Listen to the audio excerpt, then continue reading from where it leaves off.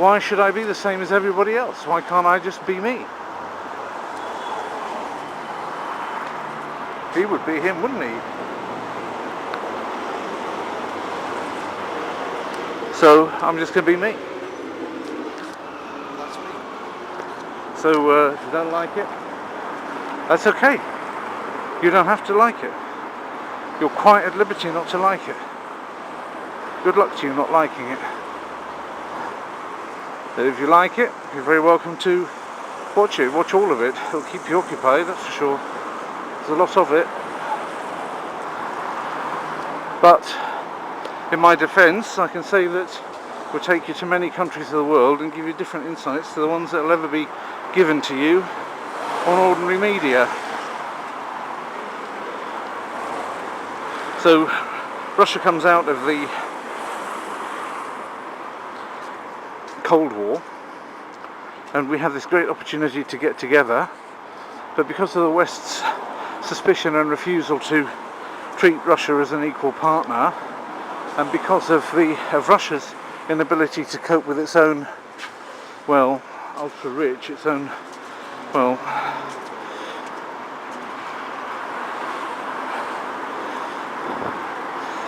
baronetcy, if you like, of people that were able to, or a new minor aristocracy of people that were able to, more effectively than others, dismantle the Soviet Union and privatise it into their own pockets.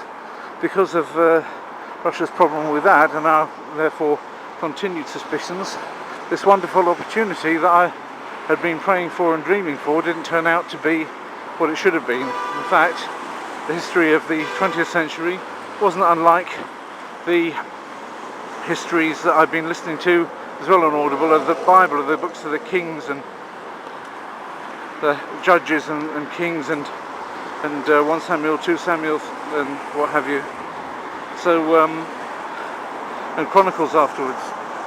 All of those, the history of the Jewish people, where a new reign comes along, it starts with such promise, and then because the king starts off wanting to do something fine, but then inability to deal with idolatry and inability to deal with the human condition drags the whole country back down again.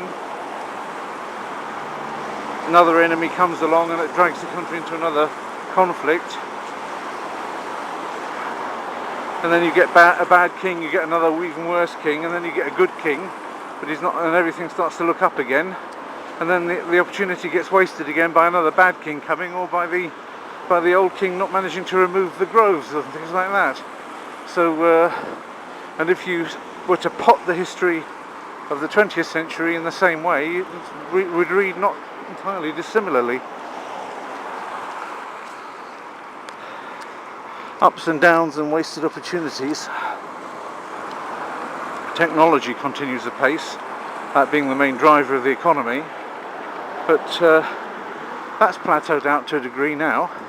The next big thing could have been, you know, pretty much the internet's doing all that it can. Mobile telephony's doing just about all that it can, and the next thing should be robots.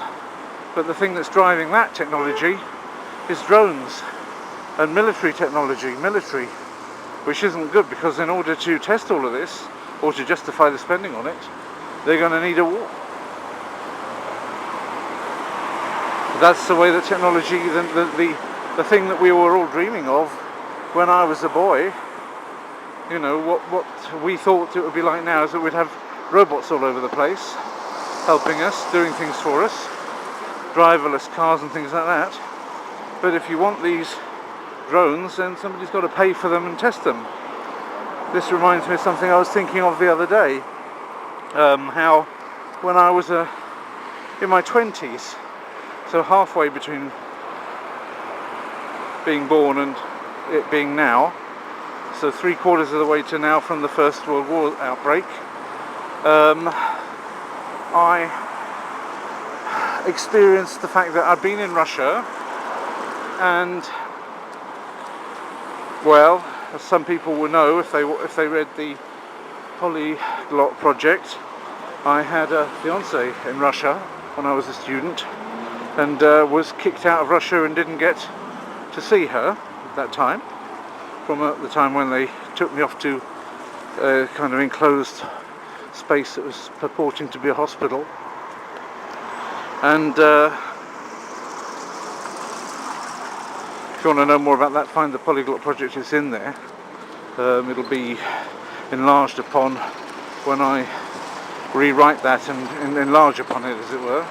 But basically, it meant that afterwards, when I was actually kicked out of the country, I tried to call and get through to her on occasion, and as things started to thaw out, I was able to do that more and more often. But for just a couple of minutes of talking, you know, the bill would come something like the equivalent of £50 in today's money. And I'd have to, you know, settle up, of course, with my parents who are used to their phone, and it would just be an awful line, just barely hearing her voice for about 2 or 3 minutes to talk to her just for a few moments. And for this, you know, it would be a lot of money, of course, when you're just a student or just starting to earn. That's a lot of money. And so you know, when I was a student, I couldn't afford to do it at all, and it was only when I started earning I could do it about once a month or once every 2 months, although it didn't come to anything in the end for other reasons. And because in the end she did manage to come out once the thaw happened. She was able to come out, but it didn't work out the way we expected for various reasons. But you know, it seems to me as though at the time I sort of felt, you know, I'm spending a lot of money on phones and what have you, and on telephones, this and that and the other, and it's extraordinarily expensive just to have, you know, just to talk to somebody down a wire. You have to get them via an operator anyway, and they have to go and be at a certain time in a certain post office to in order to have this call. You have to arrange it all somehow, that it's going to happen at a certain time, a certain place. So, whoops, there's me going through a red man. And of course it's not like that now, but it was back then. And it costs so much money, and I was just throwing lots and lots of money at very, very poor communications. But now I like to think, well, obviously that went into the coffers of telecommunications companies who, through it, could afford to improve. Obviously, some of it went in dividends to shareholders, no doubt about it. But you have to have that. You have to be able to give people a return on their investment if they've invested in it. But it enabled, those kind of returns enabled more investments. And even if it wasn't my money might have gone out in dividends, but those dividends enabled more investment. So in a sense, you're paying for, or I was paying for, and everybody else in my generation was paying for, what we have now. And what we have now, of course, is completely different. You can watch and listen to my stuff going on and on for a fixed fee of not very much, hopefully, per month. You can watch hundreds of hours of me going my ends about what it was like 20 years ago or 30 years ago. You can Skype each other, your loved ones, and talk. Some of you even use Skype as a way of doing language exchanges. I'm not a big believer in that, but if that's what people want to do, then fine. It's there. You can, you know, I rely on Skype to talk to my family and see them every day, even when I work in a different country. So, and it doesn't cost anything more than I'm paying as a flat rate fee. What I pay in Moscow, I pay in Poland as well, but what I pay in Moscow as a flat rate fee per month is 500 rubles, which is like, well, now it's 10 euros, isn't it? So it's 10 euros a month here, and I think I pay something like 120, because I get a very, very fast one in Poland, zlotys, which is about, well, it's now 4, isn't it? So it's about 30 rubles. But that's a connection that enables, you know, 3 or 4 people to be watching streaming video at the same time, or watching something else from each other if they want to, and it doesn't fail, and it's lightning fast. So which are what I have in Warsaw. So it's worth, you know, in comparison with paying like €100 per month and only getting telephone, which is what I can remember from the 30s. I'm updating it to today's money because it was 50. It was £50 a month that I was paying on average. Mercury came along and kind of slapped British Telecom's hands down a little bit, and I changed to Mercury. My parents stayed on BT, but there was ways of doing both off the same phone. You had a prefix that you used, or a Mercury button that you used that gave you the prefix, and two people could be on BT or Mercury off the same line.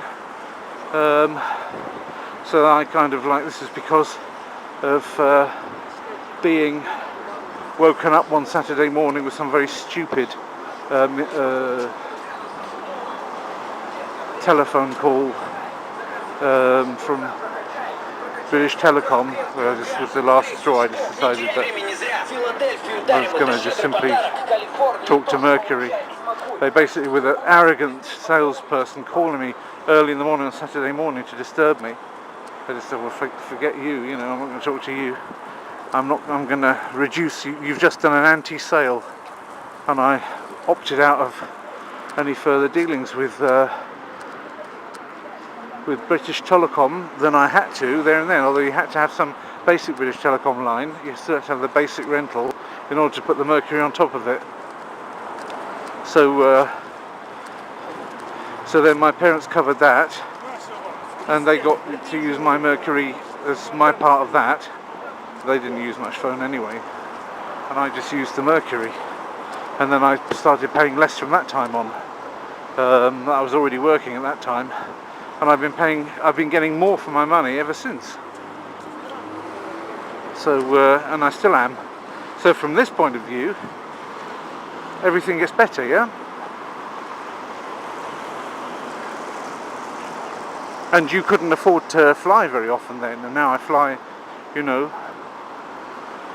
every 3 weeks I fly twice, yeah, so at least, sometimes more. So on average during the course of the year I'm getting on to about 50 flights, getting that way. So basically that's what people can afford. It's like of course it's not cheap, it has been cheaper, but it's just it's ein Lohnnebenkost almost. It's not, it's not really that material. It can be taken in the stride of an adjunct to my salary by my employer. They can deal with it. And so these things don't cost as much as they used to cost. And what's interesting is that they used to, of course they used to cost a lot more, but the times that it takes to get from one place to another, you would expect that to have gone up, wouldn't you? Probably when we were all kids, we imagined that we'd be zapping around the place faster and faster. And here, what a surprise it is, then in the 1970s, when I was a schoolboy, Concorde started, and you could get to something like New York in about 4 hours or something, maybe 3. And certainly not 10 or 11. Now, not only are you not able to fly with any supersonic service anymore, there isn't one. Concorde got scrapped a few years ago.